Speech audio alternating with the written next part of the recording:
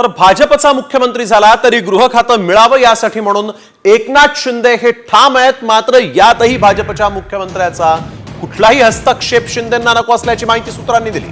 शिंदेंकडे जे खातं असेल त्या खात्याचा अंतिम निर्णय हा शिंदेंचाच असेल अशी त्यांची मागणी असल्याचं सूत्रांनी म्हटलंय। नगरविकास खात्यावर देखील भाजपच्या मुख्यमंत्र्यांचं नियंत्रण शिंदेंना मान्य नसल्याची माहिती सूत्रांनी दिलेली आहे।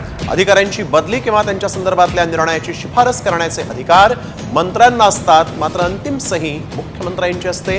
हाच हस्तक्षेप शिंदेंना नको असल्याची माहिती सूत्रांनी दिली आहे।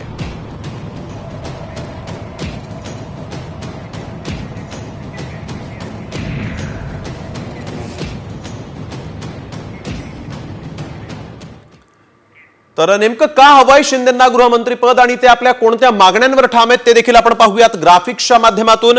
यावेळेस आपण बघतोय गृह खात्याच्या मागणीवर एकनाथ शिंदे हे ठाम आहेत असं दिसतंय।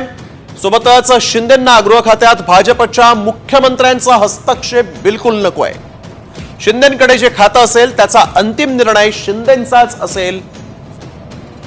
आगामी महापालिका झेडपी निवडणुकीच्या पार्श्वभूमीवर गृह खातं महत्त्वाचं आहे, त्यामुळे हे गृह खातं आपल्याकडे असावं असा शिंदेंचा आग्रह आहे। बदली किंवा निर्णयाबाबत शिफारस करण्याचे मंत्र्यांना अधिकार असतात